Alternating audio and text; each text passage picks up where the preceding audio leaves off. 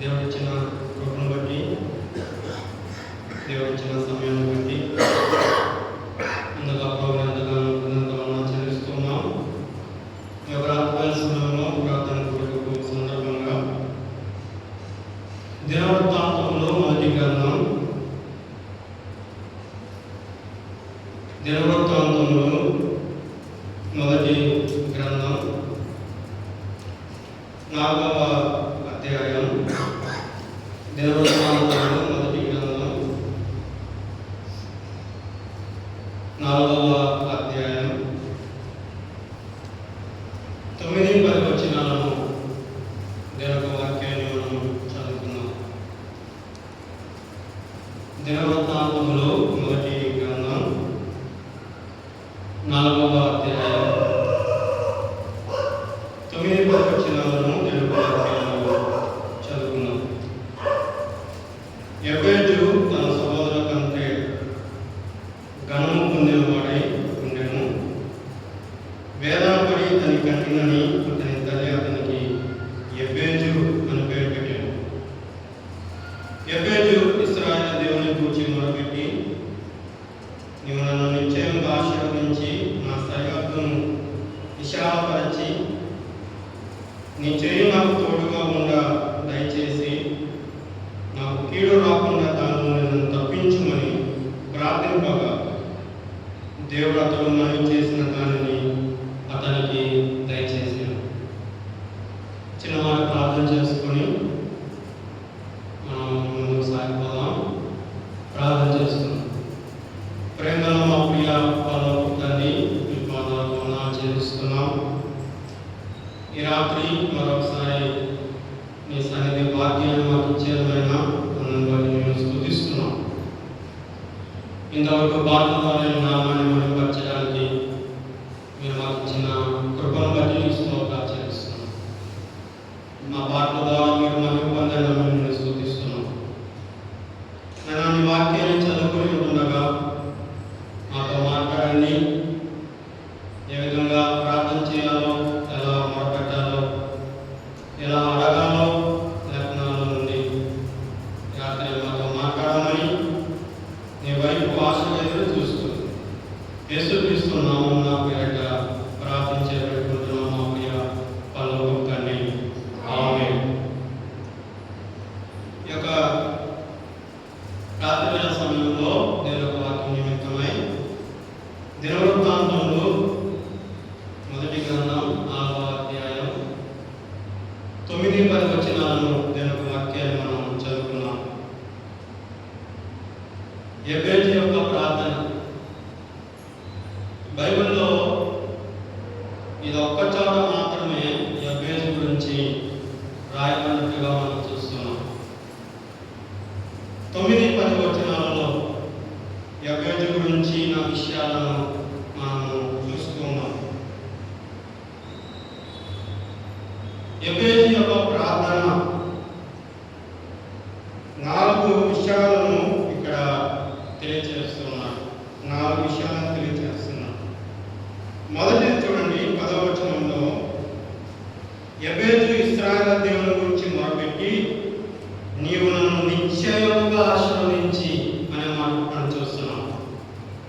మొదటిది, నీవు నన్ను నిశ్చయముగా ఆశీర్వదించి.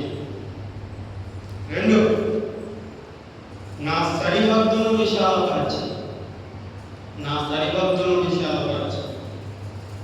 3, నీ చేయి నాకు తోడుగా ఉండ దయచేసి అనే మాట మనం చూస్తున్నాం. నీ చేయి నాకు తోడుగా ఉండగా. 4, దయచేసి నాకు కీడు రాకుండా దాని నుండి నన్ను తప్పించమని ప్రార్థించగా. 4 విషయాలు, 4 రకాలమైన విషయాల మీద ప్రార్థన చేస్తున్నట్టుగా మనము చూస్తున్నాం. దీన్ని మనం ఆలోచించబోయే ముందుగా ఈ రాత్రి ఒక విషయాన్ని మనం ఆలోచన చేసి మనం ప్రార్థనలో ముందుకు సాగిపోతాం. దినవృత్తాంతంలో గ్రంథం మొదటి అధ్యాయం మొదలుకొని 4వ అధ్యాయం 8వ వచనం వరకు వంశావళ పేర్లు రాస్తూ ఉన్నారు. వంశావళ పేర్లు ఆదాము మొదలుకొని ఆదాము నుండి అబ్రహాము వరకు ఇశ్రాయేలు కుమారుల పేర్లు, దావీదు కుమారుల పేర్లు, ఇలాగూ మొదటి 4 అధ్యాయంలో దినవృత్తాంతంలో మొదటి గ్రంథం 1వ అధ్యాయం నుండి దాదాపుగా 4వ అధ్యాయం 8వ వచనం వరకు వంశావళిలో పేర్లు రాయబడుతున్నాయి. అలాంటి వంశం, అలాంటి వ్యక్తి, అలాంటి వ్యక్తిలో నుండి ఈ వ్యక్తి వచ్చాడు అని రాస్తూ ఈ 9వ వచనంలో ఎబ్బేదు యొక్క ప్రస్తావనను మనం చూస్తాం. ఎబ్బేదు యొక్క ప్రస్తావన దేని బట్టి ఎబ్బేదు యొక్క ప్రస్తావన మనకు చూసి ఎందుకు రాయబడినట్టు మనం చూసినట్లయితే దానికి ఒకటే ఒక కారణం. ఆ కారణం ఏమిటి అంటే ఎబ్బేదు గురించి రాయడానికి కారణం ఏంటంటే అతను ప్రార్థన చేస్తాడు. వంశావళ పేర్లు రాస్తూ ఎబ్బేదు గురించి రాయడానికి కారణం ఏమిటంటే అతను ప్రార్థన చేస్తున్నాడు. ప్రార్థన గుర్తింపునిస్తుంది. ప్రార్థన ఏం చేస్తుంది? గుర్తింపునిస్తుంది. సడన్ గా ఎందుకు ఎబ్బేదు ప్రస్తావన అతని తండ్రి గురించి కానీ, అతని వంశావళి గురించి కానీ, లేదా అతని పిల్లల గురించి కానీ తర్వాత వచనాలు మనం ఎక్కడా చూడము.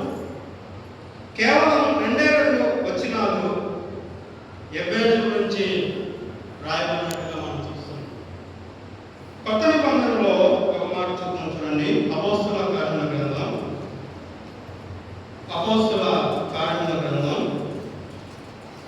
9వ అధ్యాయం. అపోస్తల కార్యముల గ్రంథం 9వ అధ్యాయం 11వ వచనం చూడండి. 11వ వచనం అతడు ప్రభువా ఇదిగో నేనున్నానని అందుకు ప్రభువు నీవు లేచి తిన్నదనబడిన వీధికి వెళ్ళి యూదాను వాని ఇంట తార్సు వాడైన సౌలు అను వాని కొరకు విచారించుము. ఇదిగో అతడు ప్రార్థన చేయించున్నాడు. పైన వచ్చిన మనకు తెలుసు. గొప్ప ప్రకాశక దర్శనాన్ని సౌలు చూస్తాడు, లేదా పౌలు చూస్తాడు. దాన్ని బట్టి అతను కళ్ళు మూయబడినట్టుగా మనం చూస్తున్నాం. ఆ కళ్ళు తెరవడానికి దేవుడు మళ్ళీ చెప్పినప్పుడు అననీయాతో మాట్లాడుతున్నాను, వెళ్ళు. ఆ వెళ్ళు అన్నప్పుడు అననీయాని ఎలా గుర్తుపట్టాలి? ఏ విధంగా గుర్తుపట్టాలి? ఎలా అంటే దేవుడు చెప్తున్నాడు, నువ్వు వెళ్ళు, ఆ తిన్నమైన వీధికి వెళ్ళు. ఆ వీధికి వెళ్ళు, ఆ యూదా ఇంటి వాని యూదా అను వాని ఇంటి తార్సు అయిన సౌలను మనకు విచారించు. అతను ఏం చేస్తుంటాడు? అతను ప్రార్థన చేస్తున్నాడు. ఎలా ప్రభు? ఆ వీధిలో చాలా మంది ఉంటారు, అనేకమైన ఇల్లులు ఉంటాయి, అనేక మంది ఉంటారంటే దేవుడు ఒకే ఒక సూత్రం చెప్పాడు. అతను ఏం చేస్తాడు? అతను ప్రార్థన చేస్తాడు. నేరుగా వెళ్ళు. అతను ప్రార్థన చేస్తూ ఉంటాడు. ప్రార్థన ఏం చేస్తుంది? గుర్తింపునిస్తుంది. ప్రార్థన గుర్తింపునిస్తుంది. మన మందిరంలో క్యాలెండర్లు ఉన్నాయి. ఆ క్యాలెండర్లో మిగతా సహగా మనం పక్కన పెట్టినట్లయితే ఒక సపరేట్ కాపీ ఉంది. ఆ కాపీ ఏంటో చెప్పగలరా? పేస్ట్ చేసి గోడ మీద పేస్ట్ చేసి ఒక పేపర్ ఉంది. అదే పేపర్ చెప్పగలరా? ఇక్కడ ఉంది ఆ పేపర్. ఏ పేపర్ అది? ప్రార్థనా పరుల పట్టిక. మన మందిరంలో క్యాలెండర్తో సహా సపరేట్గా ఒక దాని గురించి రాయబడిందంటే ప్రార్థన ఆ భక్తి పరుల జీవితాన్ని ఎంత ప్రభావితం చేస్తుంది. దేని ద్వారా మనం గుర్తింపు పొందుతున్నాం, దేని ద్వారా మనం ప్రత్యేకింపబడుతున్నాం. ప్రార్థన చేస్తున్నాడు, ప్రార్థన చేస్తున్నాడు. ఈ రాత్రి ఎబేలు జీవితంలో ఒక అంశాన్ని 4 అంశాలు ఉన్నాయి, కానీ ఒకే ఒక అంశాన్ని మనం ఆలోచన చేసుకుని మనము ముందుకు సాగిపోవాలి. 10వ వచనం చూడండి. దినవృత్తాంతముల మొదటి గ్రంథం 4వ అధ్యాయం. దినవృత్తాంతముల మొదటి గ్రంథం. ఎబ్బేజు ఇశ్రాయేలు దేవుని గురించి మొరపెట్టి, నీవు నన్ను నిశ్చయముగా ఆశీర్వదించి. చాలు. ఒక అంశం ఎబ్బేజు యొక్క ప్రార్థన ఏమిటంటే, నీవు నన్ను నిశ్చయముగా ఆశీర్వదించు. కింద చివరి లైన్ ఏముందో చదవండి. చివరి లైన్ ఏముంది? 10వ వచనం చివరిలో, నాకు కీడు రాకుండా దానిలో నుండి నన్ను తప్పించుము అని ప్రార్థనగా దేవుడు అతడు మనము చేసిన దానిని అతనికి దయచేసాను. దేవుడు అతడు మనము చేసిన దానిని అతనికి దయ చేశాడు. ఎబేలు ప్రార్థన గురించి ఆలోచించబోయే ముందు ఒక చిన్న ప్రశ్న మనం ఆలోచన చేసుకుని ముందుకు సాగిపోదాం. అతడు మనవి చేసిన దానిని దేవుడు అతనికి దయచేశాడు. మన మనవులు చేసిన మనవులను బట్టి దేవుడు మనకు దయచేస్తున్నాడు. మనం అడిగిన దానికి దేవుడు ప్రత్యుపకారం ఇస్తున్నాడు, సమాధానం ఇస్తున్నాడు. మనం అడిగిన వాటిని మనం పొందుకుంటున్నాము. ఏ విధంగా ప్రార్థన చేస్తున్నాం? దేవుడు అతడు మనవి చేసిన దాన్ని అతనికి దయచేసి. చాలాసార్లు ప్రార్థన మనం సులభంగా చూస్తున్నాం. చాలాసార్లు అనే మాట ఏంటంటే, చాలాసార్లు ప్రార్థన చేసాం బ్రదర్, కానీ దేవుడు మా ప్రార్థనను అంగీకరించలేదు. దేవుడు ఇంకా జవాబు ఇవ్వడం లేదు. ఎందుకు? నా ప్రార్థనకు జవాబు లేకపోతున్నాడు. సొలొమోను గురించి మనం ఆలోచన చేసినట్లయితే, సొలొమోను ప్రార్థన దేవునికి అనుకూలముగా ఉంది.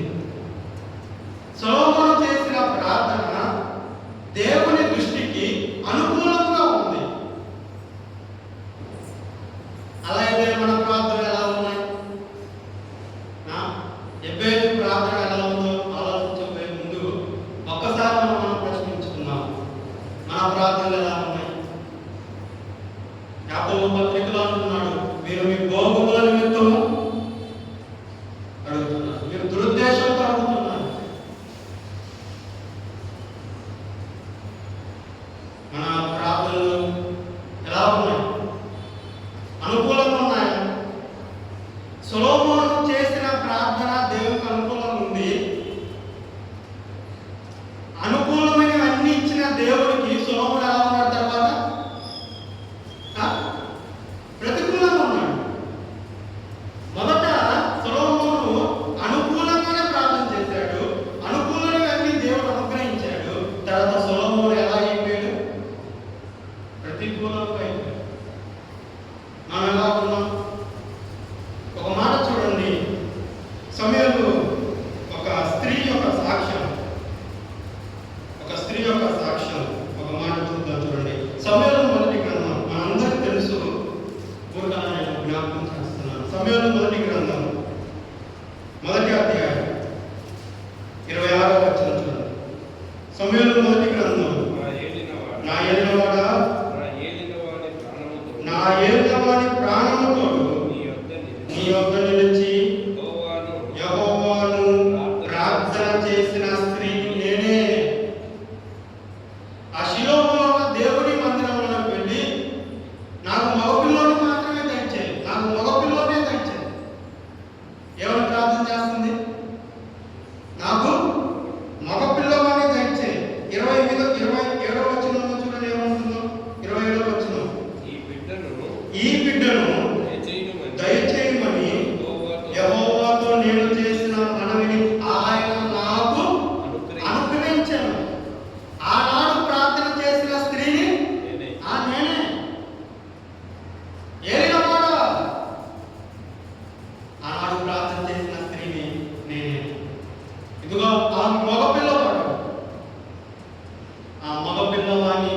అక్కడే ప్రతిష్ఠించింది. ఏం చేసింది? ప్రతిష్ఠించింది. అంత మాత్రమే కాదు, వారు క్షమించిన సమయంలో అక్కడే మన ప్రార్థనలకు జవాబు వస్తుందా? మనది 4 మనవులు చేశాడు, 4 రకాలైన ప్రార్థన చేశాడు, 4టికి జవాబు వచ్చింది. మనం ఎన్నిసార్లు ప్రార్థన చేస్తున్నాం? చాలాసార్లు ప్రార్థన అంటే ప్రార్థన చేసుకుంటున్నాం, బ్రదర్స్ అండ్ సిస్టర్స్ అంటే ప్రార్థన చేసుకుంటున్నాం తప్ప. ఒక సేవకుడు ఉండబట్టలేక ఎన్నిసార్లు ప్రార్థన చేసుకుంటున్నాం అంటే 3 సార్లు ప్రార్థన చేసుకుంటున్నాను బ్రదర్ పాస్టర్ గారని. ఎంత దగ్గరలో ఉన్నారు. 3 సార్లు ప్రార్థన చేసుకుంటున్నావా? అవును, 3 సార్లు ప్రార్థన చేసుకుంటున్నా. ఉండబట్టలేక ఎప్పుడెప్పుడు చేసుకుంటున్నావు అంటే ఉంటుంది, ఉదయం తినేటప్పుడు చేసుకుంటున్నా, మధ్యాహ్నం తినేటప్పుడు చేసుకుంటున్నా, సాయంత్రం తినేటప్పుడు చేసుకుంటున్నా. నా తల్లి ప్రార్థన అంటే మనకు ఎలా కనిపిస్తుంది? ఊరికి పోయేటప్పుడు ప్రార్థన, ఆఫీస్కి పోయేటప్పుడు ప్రార్థన, స్కూల్కి వెళ్ళేటప్పుడు ప్రార్థన, బయటికి వెళ్ళేటప్పుడు ప్రార్థన. మన ప్రార్థనలో మార్పు రావాలి. ఎబ్బేజో చేస్తున్న ప్రార్థన మనకు ఒక మాదిరికరంగా ఉంది. ఒక అంశాన్ని మనం ఆలోచన చేసి మనం ముగించుకుందాం. రండి, దినవృత్తాంతంలో మొదటి గ్రంథం 4వ అధ్యాయం 10వ వచనం చూడండి. అవసరం మనందరూ తెలుసు, నీవు నిశ్చయముగా నన్ను ఆశీర్వదించు. ఎబ్బేజు ప్రార్థన ఏంటి? ఎబ్బేజు ప్రార్థన ఏంటి? నీవు నన్ను నిశ్చయముగా ఆశీర్వదించు. చాలా మందికి కావాల్సిన ప్రార్థన ఇదే. చాలా మందికి ఎలాంటి ప్రార్థన కావాలి? ఆశీర్వాద ప్రార్థన.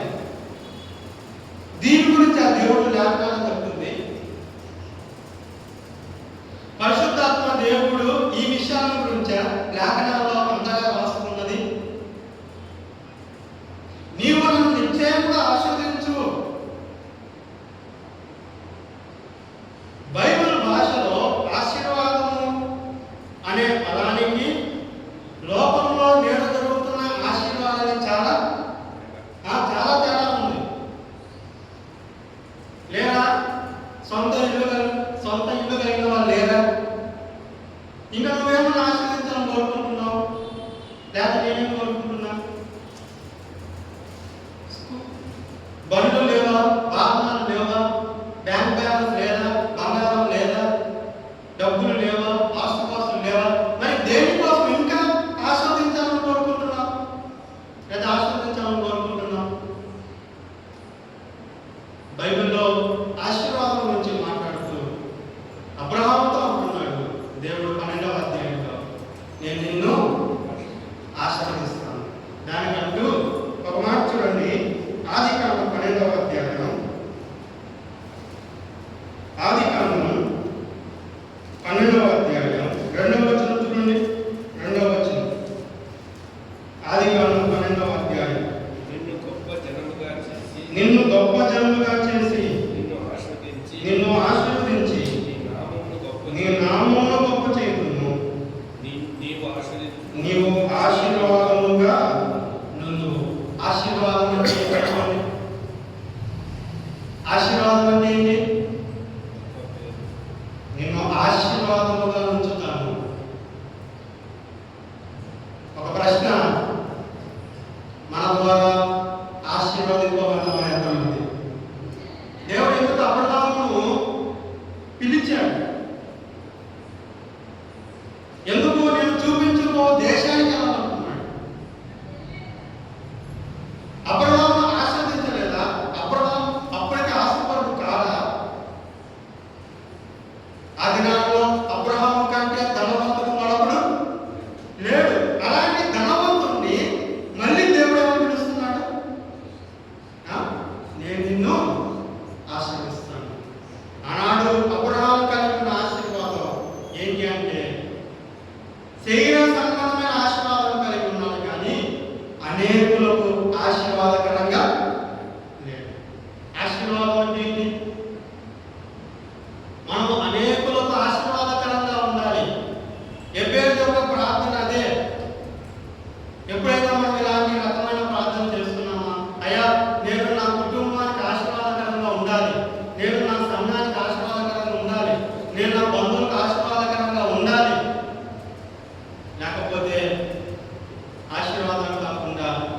అన్యాయంగా మనం ఉంటున్నామా?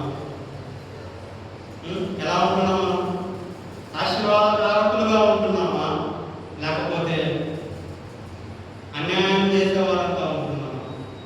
దేవుడు అంటున్నాడు, ఆశ్రదింపబడినవాడా లోపలికి రా. దేవుడు ఇక్కడ అంటున్నాడు, నేను ఆశీర్వాదకరంగా ఉంచుతాను, ఆశీర్వాదకరంగా ఉంచుతాను. యోగాసు వార్త 19వ అధ్యాయం మనకు తెలుసు. ఇతను కూడా ఆ యోగి కుమారుడు వాస్తవానికి జక్కయ్యకు తండ్రి లేడా? జక్కయ్యకు తల్లిదండ్రులు లేడా? కానీ ఎవరు ఆశీర్వాదకరంగా ఉన్నాడు? ఇతను కూడా అబ్రహాము కుమారుడే.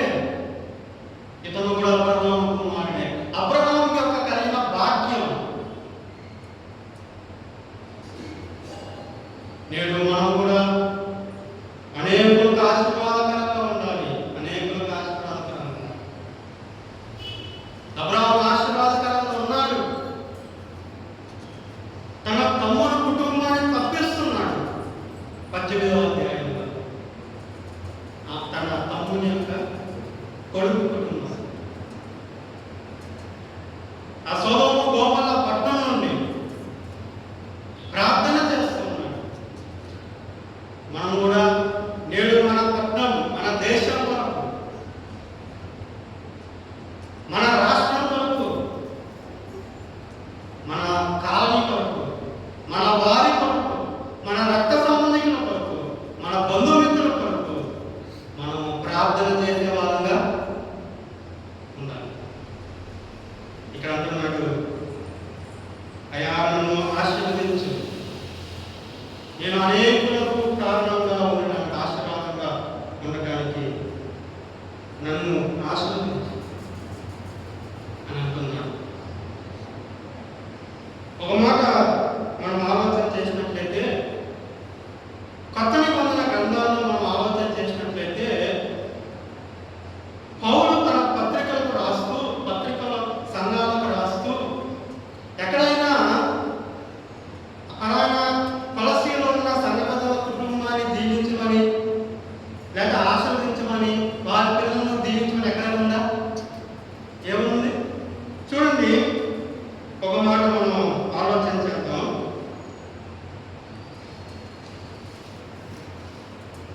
ఫిలిప్పీలకు రాసిన పత్రిక, ఫిలిప్పీలకు రాసిన పత్రిక మొదటి అధ్యాయం, ఫిలిప్పీలకు రాసిన పత్రిక మొదటి అధ్యాయం 9-10 వచనాలు కలిసి ఉన్నాయి. 9-11 వచనాలు కలిసి ఉన్నాయి.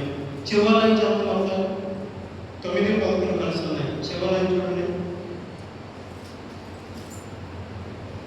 ఇందువలన దేవునికి మహిమయు స్తోత్రమును కలుగునట్లు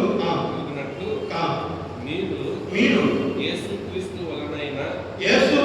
వలనైన నీతి ఫలములతో నిండుకొనిన వారై క్రీస్తు దినమునకు నిష్కపటులను నిర్దోషులను కావాలని ప్రార్థించుచున్నాను. ఫిలిప్పీలో ఉన్న సంఘం వారు ఎలా ఉండాలనుకుంటున్నాడు? మేడలు, మిద్దెలు, బంగారం, ఆస్తిపాస్తులు కలిగి ఉండాలని కోరుకుంటున్నాడా? ఏమని కోరుకుంటున్నాడు? నీతి ఫలములతో నిండుకున్న వారే క్రీస్తు దినమునకు ఎలా ఉండాలని కోరుకుంటున్నాడు? నిష్కపటులను నిర్దోషులను కావాలని కోరుకుంటున్నాడు. మన ప్రార్థన కూడా అలానే ఉండాలి. స్థానిక సంఘంలో ప్రియులు, స్థానిక సంఘంలోన తోటి సహోదరులు, సహోదరులు, మన తోటి వారు ఆయన రాకడ దినానికి, ఆయన వచ్చే సమయానికి మనం ఎలా ఉండాలి? నిర్దోషులుగా, నిష్కపటులుగా. కొలస్సీలకు రాసిన పత్రిక చూడండి. కొలస్సీలకు రాసిన పత్రిక, కొలస్సీలకు రాసిన పత్రిక మొదటి అధ్యాయం, కొలస్సీలకు రాసిన పత్రిక మొదటి అధ్యాయం 9-12 కలిసి ఉన్నాయి. మనకు అన్ని అవసరం లేదు, కానీ చివరి అంటున్నాడు, పరిశుద్ధుల స్వాస్థ్యంలో 10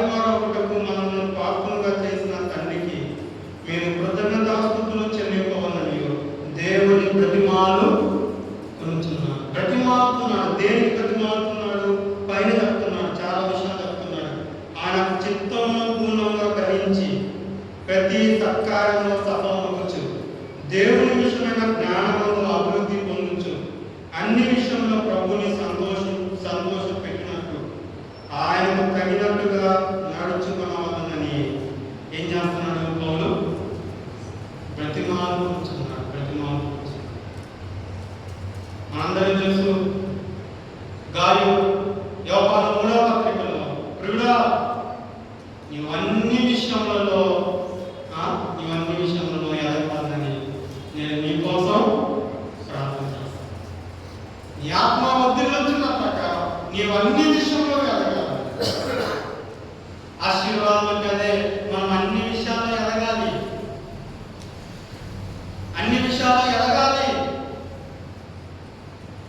ఎబ్బేదు ప్రార్థన చేస్తున్నాడు, దయచేసి నన్ను ఆశీర్వదించు, నిశ్చయముగా నన్ను ఆశీర్వదించు.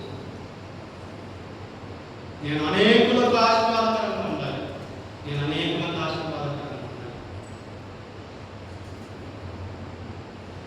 మొదటిగా మనం ఆలోచన చేసినట్లయితే మనం ఆశీర్వాదకరంగా ఉండాలి. ఫిలిప్పీలకు రాసిన పత్రిక చూడండి. ఫిలిప్పీలకు రాసిన పత్రిక 1వ అధ్యాయం 24వ వచనం చూడండి. 24వ వచనం. ఆయనను నేను శరీరమునందు నిలిచి ఉంట మిమ్మల్ని బట్టి మరి అవసరమై ఉన్నది. పౌలు ఇక్కడ మరొక అంశాన్ని తెలియజేస్తున్నాడు. నేను ఆశీర్వాదకరంగా ఉండడం మాత్రమే కాదు, నేను భూలోకంలో ఉన్నది కూడా దేని నిమిత్తం? ఆ సంఘం యొక్క క్షేమం కొరకే, కుటుంబం యొక్క క్షేమం కొరకే,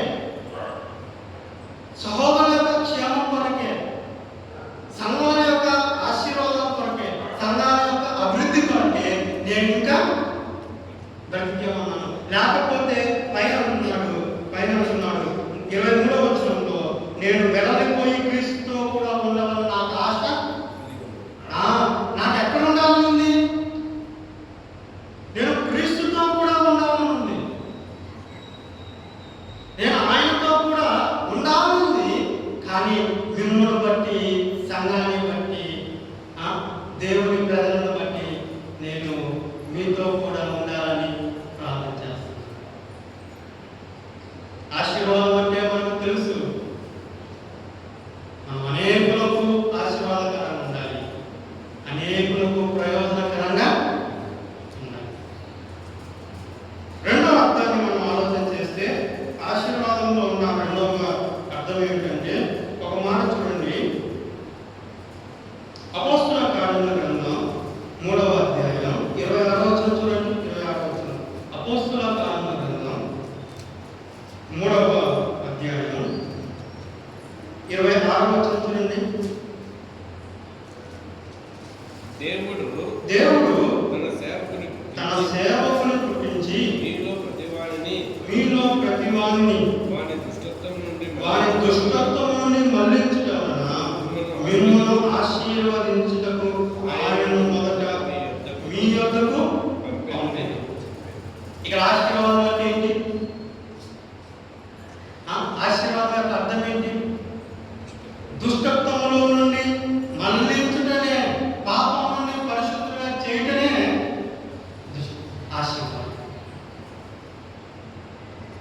అయా, లోకంలో ఉంటున్నాను, సమాజంలో ఉంటున్నాను, అలాగైతే ఈ లోకం యొక్క మలినం నాకు అంటకుండా నన్ను తప్పించమని మనము